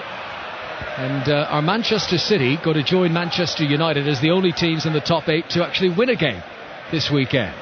Montari tries to pass through the centre of midfield. It's intercepted by Kompany, and Yaya Toure on the ball for Manchester City, who've led by 2-0 since 15 minutes into the game, and they've not really had to break into much sweat ever since. Throw in for Manchester City. Down below us, Kolarov takes it to Balotelli. Despite the warmer weather, he's still wearing the gloves. It's back to de Jong now. Gareth Barry on the bench for Manchester City today. De Jong and Yaya Toure, the two in the centre. This is David Silva, but Catamol had gone in late on de Jong, and Howard Webb wants to come across. Just play on, though. Just play on. I mean, if you're going to play on, Howard. Free kick is taken. This is Balotelli on the left-hand side. Kolarov's got on the overlap. Left-footed cross, immediately blocked by Al-Mohammadi and out for a corner.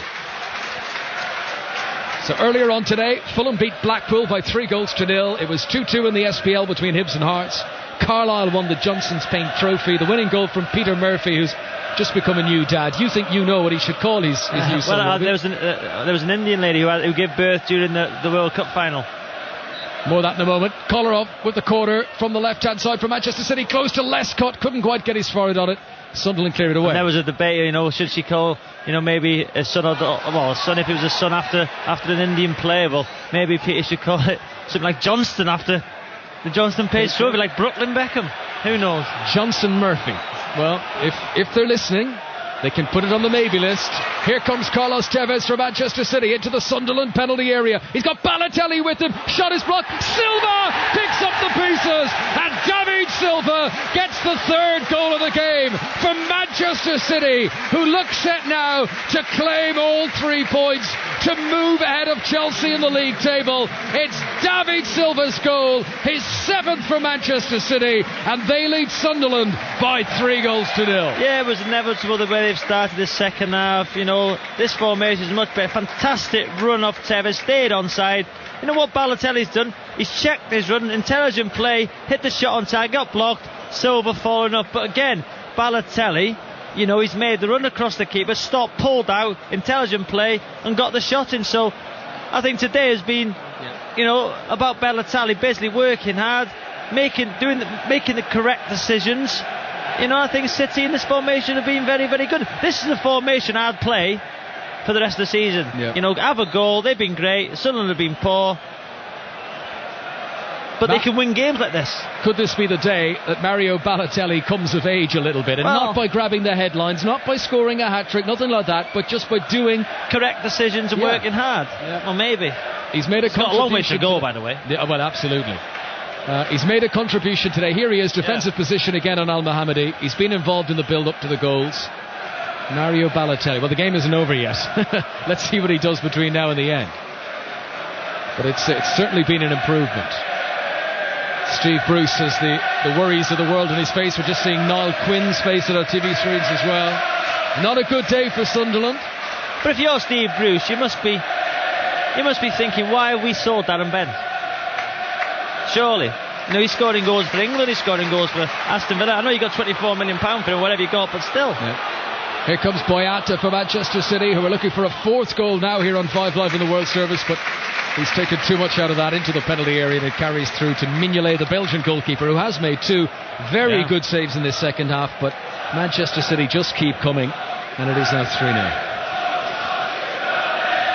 So Johnson, Tevez and David Silva with the goals, and still that trap of the ball from Roberto Mancini remains the best piece of skill we've seen. And what you didn't see after was that Brucey actually done a back heel a bit later on, so that probably saw that match of the day too. The two managers having a trick off, little duel between the two of them. That would have been a good duel actually in their pomp with both of them. They're both exceptional players. Here comes Yaya Toure through midfield for Manchester City. Almost 65 minutes on the clock. Finds Balotelli 10 yards outside the penalty area, veering in from the left-hand side. Little drag back. Oh, that's brilliant. Johnson crossed the face of goal. Tevez wasn't able to finish. The goal drought continues for Carlos Tevez. Now Manchester City think that's been run out for a corner, and I think the linesman on the far side, heavens knows how he was going to see that, but he agrees. Patrick Vieira has been prepared to be brought on for Manchester City. The corner has been given. Again, how will we not see it's a corner? But listen, it was fantastic play. Reverse pass off Balotelli. You know, Tevez unlucky in the rebound. But again, it is a corner. He's taken it out. So, again, it's great play from City. Adam Johnson's coming off. Adam Johnson goes off to allow Patrick Vieira onto the field. It's a standing ovation around Eastlands for Adam Johnson, who's missed most of 2011 so far through injury. He's made a big contribution today, including scoring the opening goal. And Patrick Vieira comes on now for the final quarter of this game. His first action is to run into the Sunderland penalty area and provide a target for Kolarov to send in this corner. I don't think Howard Webb was going to give that corner until his assistant pointed him in the direction of it from the far side. Here comes Kolarov's delivery. High and floated, and Balotelli's flick, and almost helped on by Lescott. It goes back out to Kolarov. In slides Vieira. Was the ball over the line? It was. Patrick Vieira has scored with his first touch of the ball. It is 4-0 to Manchester City, and what an introduction to the game for the veteran Patrick Vieira. Yeah, it just shows that, you know, sometimes a pinpoint cross. What Kolarov's done, he has just smashed it across the area, you know, which is a fantastic ball. Vieira's took a gamble on the back stick, and the ball's crossed the line, so it's a goal from Vieira, but a fantastic ball from Kolarov. What he's done, he's just leathered it across the box. Patrick Vieira's goal. Some of the Sunderland defenders claiming that it may not have gone over the line. It was definitely over the line. It's miles over. And it is 4-0 now to Manchester City. Roberto Mancini punched the air with both fists to celebrate that. All the crowd here at Eastlands around the lower tier have turned their backs. Their arms are linked. Robbie Savage has spilled tea all over me. And I'm going to hand you over to Alan Green in just a moment. Here comes Yaya Toure into the penalty area. Low cross in. Silva trying to pounce. And the ball goes out for a goal kick. So the final quarter of the game. Manchester City leading 4-0. Alan Green through to full time. Reminding you, the number to call for 606 is 0500 909 693. Well, City haven't hit 5 this season, but you think they will do here. Yeah, I think circumstances. I think it's down to the positivity from the start, Alan, with the formation they've played. I think they've, the 2 holding midfielders and the 3 in front, it will get you results, but more times out of not, this 4-4-2 formations, they've looked much better. Yeah, Sunderland have really gone. Here's Cessignon. Oh dear, was that a shot? Goodness gracious, well wide of goal and travelling at about 2.5 miles an hour. Another change is going to be made by Manchester City. I think James Milner will be coming on too. We'll see. Steve Bruce cuts a disconsolate figure at the moment. His team's not scoring goals and they're getting thumped here, deservedly thumped. Manchester City will be third tonight.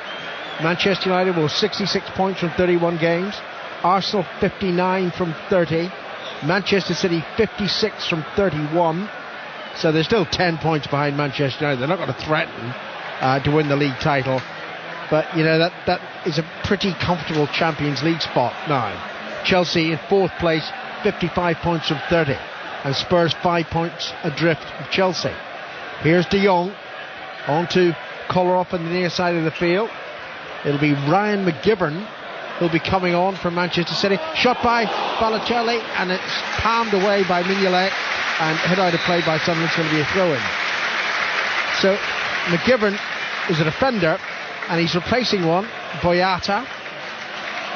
Boyata coming off. Well, this is just to give McGivern some experience. Yeah, fair play as well. Give the young kid a game. Boyata's done exceptionally well for City at the back there. Big, powerful guy, but fair play to Roberto Mancini for giving the young kid a game. Yep. But this game could have been 6 or 7, Alan. I think Sunderland have been very, very poor. There was a little spell, I don't know, either side of half-time when I thought City had lost interest because it was frankly all too easy for them. But then the goals have come again and you have to feel sorry for them. You have to feel sorry for Brucey, decimated by injuries, lose their top scorer. You know what? Really, a good job they got so many points in the bag because they would be struggling. Here's Balotelli. McGivern's gone to right back. Balotelli running down the left side. Was he tripped? He was tripped. Hardwell was close by. Saw the... Oh no, he hasn't given a free kick. So it's a goal kick he's given. And Balotelli got a bit of a knock there. Won't need treatment. No, Hardwell was just indicating to the City bench, no need for treatment. Balotelli's all right. Has he got a cut over his right eye? Something like that. Anyway, it can't be a cut, because if there was blood then Hardwell would force him to leave the pitch. 19 minutes to go. Manchester City 4, Sunderland 0. And in patches, it's as well as City have played all season. I saw them win at Fulham, Robbie, and I thought that they were excellent that day, really excellent. When there'd been a lot of controversy about the way Mancini sets up his teams to play. All too negative, it seemed. But today, better. Yeah, I was here for the performance they put on against Liverpool early in the season where they won 3-0. I thought that night they were fantastic. Fulham away, as you say, and today I think that's the 3 best games they played. But saying that, Chelsea the previous week, they were very, very poor. Here's Lescott shepherding the ball behind, but it's going to be a corner, according to the assistant. So a little glimmer of light for Sunderland, but they're well beaten today. Zenden, one of their substitutes, will take it. Another change for Sunderland, and it's Jack Colback who'll be coming on for Montari. Well, Colback, like McGivern, is a player I haven't seen before. Colback? Yeah, I played against Colback this season. He was on loan at Ipswich. Quite a busy little midfielder. We'll spot him with his red hair. Zenden flicks a corner in. Turner never really left the ground, even he got set onto the ball, but it's run away on the far side of the field and then run out of possession by Kolarov. And here's Cattermole pressed by Kolarov. Cattermole wasn't sure what to do. He made a complete hash of it, plays it in. Here's Yaya Toure in 5-0. All about Lee Cattermole's error, and he knows it, but brilliantly tucked in by Yaya Toure. That goal's come from Kolarov not letting Cattermole come out. He's done a Cruyff turn, then he's put the pressure back on him, forced him into a corner, Stupid ball off Catamore. What is he playing the ball across his back for there? I don't know. Yaya Toure was the first to burst through that and a great finish. Catamore as captain, what are you doing, son? Well, he may as well just knock the ball out for a throw-in. Correct. It's just ridiculous. Great play off Kolarov. And that's what all the best players in the world. You watch Barcelona, Alan. Messi, Xavi, Iniesta will go and pressurize the ball. That's what Kolarov's done there. That's how they defend, though. They press. Correct. And that's what, even the 4-0 up, they're still doing it. And that's what, I think the great Brian Clough's side's done, because Nigel influences us. I don't know if it's, obviously, because even if you're 2 or 3-0 up, his philosophy is try and go and get more. Not that we're ever that far in front at Derby, but that's his philosophy. Well, it's now the biggest win of the season for Manchester City. A foul on De Jong, out of frustration by Gian, and free kick to Manchester City. Just to let you know, of course, that it's been a really scrappy week of Champions League commentary on 5 Live. Tuesday night, Real Madrid. Oh, well, all right. Wednesday night, Chelsea against Manchester United. All right. 2.5 games. The goal difference, by the way, producer just pointing out, Manchester City plus 23, Chelsea plus 29, and alarmingly for Spurs plus 7. 6 points behind Manchester City. Yeah. So you've got a busy week then? Nah, it'll be a soft week, it always is for me in the Champions League. Lucky man. People would pay fortunes to go and watch that. I have to pay a fortune. Do you think I get paid anymore? I paid to go to these games. Is Mohammadi running down the right side for a not really thrashed Sunderland team. Zenden into Colback, and Colback's shot was high and wide into the Sunderland fans, many of whom have now left the area behind Joe Hart's goal away to the right, and you can't blame them. Cannot blame them. No wins in 7 games now. It'll be 1 win in 10. I think this is they've got 38 points. I think 1 more win and they'll be safe. Yes. 1 more win. You're right. I think you summed it up very well earlier, Robbie. You said there are at least 3 worse teams. Much worse teams. But it's amazing the start they've had, and now we're talking about Sunderland 1 more win and they're safe. Here's Vieira heading the ball down to Yaya Toure, and on it goes to the far side, and Silva midway inside the Sunderland half. Silva teasing Catamore. One way then the other. It wasn't Catamore actually, it was Colback, and there I said he's easy to pick out with his red hair. Back it goes to the halfway line, and De Jong was showing off a little bit there, rolling the ball under his left foot. Now Silva to Kolarov on the near side of the field. They're hungry, Manchester City. I think there might be further goals in the remaining 14 minutes. They're already 5-0 up in the Barclays Premier League at home to Sunderland. Yaya Toure took that latest goal really well. To Silva just outside the penalty area, onto McGivern, up from right back to the edge of the penalty. He tried a shot actually, and it hit the defender. Rebounds to Vieira. Back to Company, and Company to Lescott, and the side of the field. I don't know if Sir Alex is still here. By the way, Sean Wright-Phillips will be coming on shortly. I don't know if Sir Alex is here, but he'll know Wembley is going to be a difficult game. I mean, it's always going to be a difficult game in the FA Cup semi-final, but particularly because they're playing Manchester City. Had it been anyone else, I wouldn't have been at all surprised United going for a treble if they'd fielded a slightly weakened team. I don't think Sir Alex will be able to do that at Wembley. No, I'm really looking forward to it. I'm actually doing the second semi-final. Oh dear, I'm pulling out of that game. No, not for you, it's for ESPN. I'll stick with Bolton Stoke then as well. Only joking, Robbie, you know that. Here's Sean Wright-Phillips getting some instruction from Mancini. Presumably, get the ball, son, have a run at that defence. You might get some joy. And City fans are now just enjoying themselves so much, beginning to taunt Sunderland. The ball's played on to Tevez on the far side of the field. Mensah goes across. Tevez in now to Vieira. Vieira lost the ball too easily, and it's with Colback. Colback midway inside his own half. Chips it forward, but Lescott steps ahead of Gian, heads it to McGivern on the far side of the field, who doesn't control it, and it's out for a throw into Sunderland. If you can see how much the fans enjoyed, Alan, the way the City have lined up from the start of the game, they've been positive, and it's been enjoyable to watch, attractive football. I think even if you get beat today, the fans can appreciate attacking, flowing football. Another ovation for David Silva. Yeah, terrific. Excellent player. He'd be one of the first names in the team sheet for Manchester City. Terrific. But it's a natural change, Wright Phillips for Silva. And listen to the roar that greets Sean Wright Phillips. 12 minutes left for play here. Manchester City 5, Sunderland 0. 0500 909 693 is the number for 606, which I'll be hosting from Eastlands between 6 and 7 tonight on 5 Live. There's a foul on Welbeck. Free kick to Sunderland. Although all the attractive football, best player on the pitch for me, Company again. I think he's been terrific.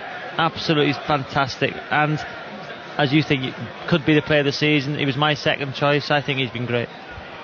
Do you have an alternative vote system? No. For the PFA? No, I didn't think so. Might have it for the country. Anyway, here's Zenden with a free kick. 45 yards from goal. Left-footed, swung in, headed away by McGivern. And it's met on the near side of the field by Lee Cattermole. Cattermole runs forward. Oh, Cattermole plays it through Balotelli's legs. Cattermole crosses low left-footed, and it's headed away and behind for a corner by Conor. This is Balotelli, though. He nutmegs him. He just stands there and puts his fingers on his nose and just stands there. I think he was slightly shaken by that piece of impudence by Lee Cattermole. Oh, just stands there. Corner, Zenden to take it from the right side. Heading it left-footed, swirling in towards Joe Hart's goal. It's played actually towards the edge of the 6-yard box. Vieira heads it up, headed up in the air by a Sunderland player. It's dropping, and then there's an overhead kick, and it's easily into the arms of Joe Hart. Is that the first save Joe Hart's made? I can't remember anything else that he's had to do. Can you remember another one? Nothing. 79 minutes. First shot. Yeah, well, I mean, City have been good, but you have to say that Sunderland have been very poor. Yeah.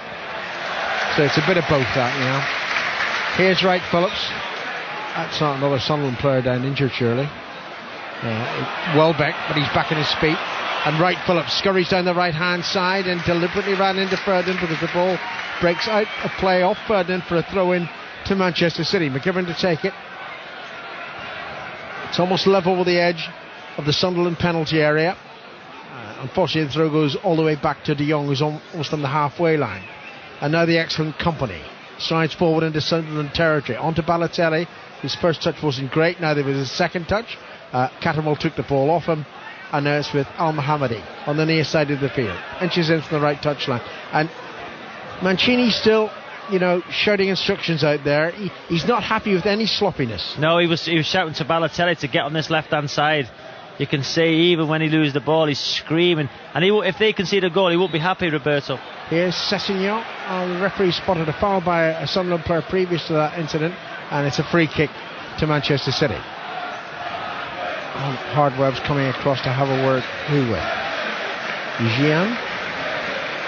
Okay, another word with Gian. I think it's just frustration for the Ghana striker. Yeah. He hasn't had any service worth talking about. I thought he played really well for Ghana in midweek, Alan. I'm sure the game you commentated on. Yes, he did. I thought Ghana played well, full stop. Yeah. Free kick taken by Joe Hart. Turner heads it back. Tevez thought he was fine. Turner heads it away, and Tevez then barged into Turner, and that was retaliation for the earlier incident. And Hardware, good refereeing this time. He's just having a quiet word with Carlos Tevez, saying, look, hey, whatever you felt, you shouldn't have done that. Don't. Yeah, obviously Tevez felt he got elbowed by Turner. I don't think he did, and then the ball's dropped between them both, and Tevez just gave him a shoulder charge. Good refereeing, nothing nasty in it, just get on with it. Well, with cameras these days, as with Wayne Rooney last night, it's quite easy to lip read what a player says. And I think Tevez was there saying to Mensah, look, elbow twice. Anyway, the referee didn't see something badly amiss, so play has resumed. No yellow cards. There was a foul on the far side of the field. Good advantage play because Manchester City still have the ball. Wright Phillips has made 50 yards, and now he's just to the right of the penalty. Crosses in low. Tevez hits it wide. Could have been 6. Fantastic play off Sean Wright Phillips. But Tevez, assigned to any young striker across the country, running across the near post, that'll get you so many goals. He's just put it wide, but great play from Wright Phillips. Tevez is up to 22 for the season, which is pretty good. And you can be assured he'll be a thorn in the backside of Manchester United in that FA Cup semi-final. Yeah. Goal kick taken by Mignolet. He's done nothing wrong. No, he's been goalkeeper, nothing wrong at all. Made some good saves. But he's been beaten 5 times. Sunderland have a free kick for a foul by McGivern, the acting right back from Manchester City. And once again, Zenden goes across to take it. It's 4 or 5 yards in from the far touchline. That's the Sunderland left. We've got 7 minutes left in the game. And to be fair, I would have thought at least half of the Sunderland fans have stayed behind. They haven't left. Yeah, they're fantastic fans, Sunderland. They travel around the country watching their team in numbers. Zinden's left foot free kick and it's headed wide. What an opportunity that was. Should have scored. Free header, 6 yards out. El Mohammadi. Great chance. But again, only one shot on target. He's even missed the target from 6 yards there. Yeah, should have scored. Yeah, I mean there were 2 opportunities there. Turner was up. El Mohammadi got there just ahead of Sessegnon, but they were unmarked. Yeah, and it was a point. What did I say? Dragged right back to the start of the commentary, and before the commentary, when you talked about Manchester City being, given their height and their build, far too vulnerable at set pieces. Yeah, they are, and that's why I couldn't understand Sunderland's first set piece of the game didn't put the ball in the box. There's a perfect opportunity. Put the ball in the box, unmarked, 2 players inside the 6-yard box. Should have scored. And now De Jong's just received a yellow card for a foul tackle on Bullazenden. The 2 Dutch players. Free kick for Sunderland. It's going to be left for Zenden to take, and once more Turner goes up. Oh, it was Vieira got booked. Yeah, I thought it was De Jong that he flashed the yellow card at, but it's Patrick Vieira, it seems. So he scored and he's been booked, Vieira. 5 minutes to go here on 5 Live. Manchester City 5, Sunderland 0. 45 yards out, this free kick. Zenden chips it weakly, easily headed away by De Jong, who hadn't been reprimanded by the referee. It was Vieira who was yellow carded. And now Al Mohammadi down the right side. Should have pulled a goal back for Sunderland. That would have made any difference to the outcome. And now he's got a throw in. Played off Sean Wright-Phillips. A couple of yards from the corner flag. Goes to Sessegnon, back to Al Mohammadi. And now to Zenden. Cross from the right, left-footed, far too deep, and behind it goes for a goal kick. Well, Bullers and old Zenden, how old Zenden now? Is he 30? Was he 33, 34? He's been a terrific servant, but he's been really poor when he's today. Really poor when he's come on. You expect much better quality of something like Zenden. His set pieces, his delivery, he's been poor. Do you think Balotelli has done enough to keep Dzeko out? Yeah, only because Dzeko's not setting the world on fire. I think Balotelli, just by his sheer work rate, he's created a goal, he's worked hard, he's chased goalkeepers down. I know this is should be normal stuff to people, but he's put a shift in today, Balotelli, which is the best we can say about him. Here's Zenden, 4 minutes to go. Sunderland 5-0 down. Sessegnon to Al Mohammadi, pulled back, edge of the penalty area. Sessegnon again. Sessegnon now tries to cross it. It's blocked by Yaya Toure, and it's out of play for a throw into Sunderland. 0500 909 693 is the number for 606. You should know that. It's probably tattooed on most of your chest. What's on the agenda tonight?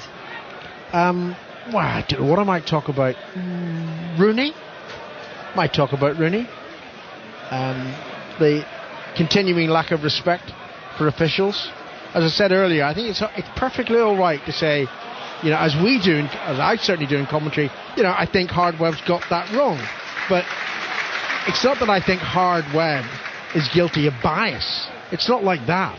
We know he is, quote, a fair referee, but we've got to get respect towards officials and respect towards the viewing public, which of course is what alarmingly Wayne Rooney showed a complete lack of yesterday.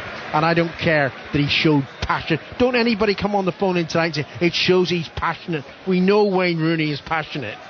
You just do not swear directly at a camera.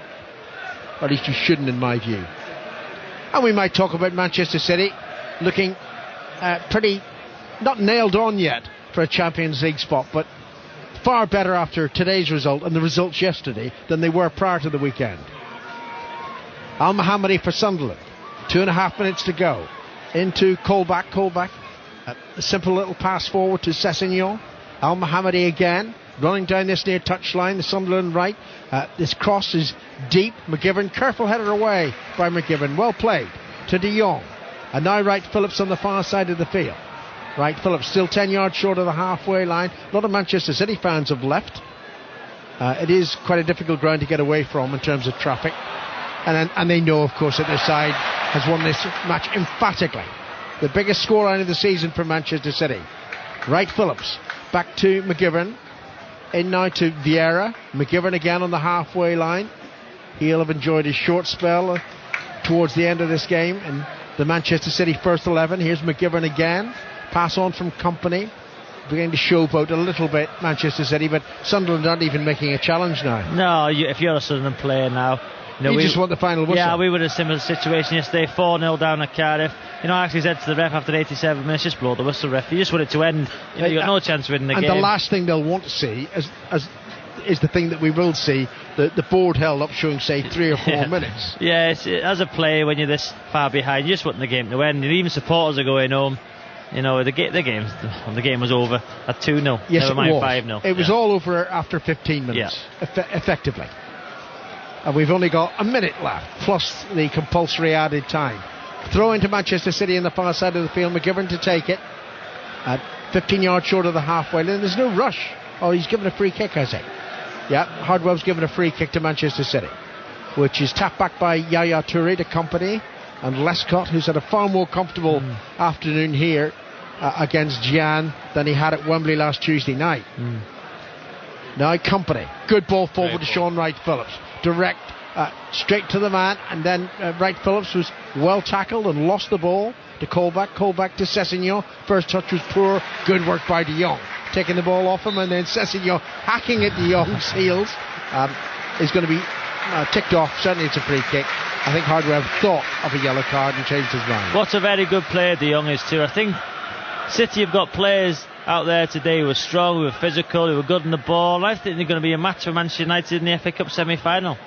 It's been pointed out, City also beat Notts County 5-0 in the FA Cup. I should know that, I was here. Anyway, there you go. Just another biggest scoreline of the season. Come on, get a sixth, City. Come on, no mercy.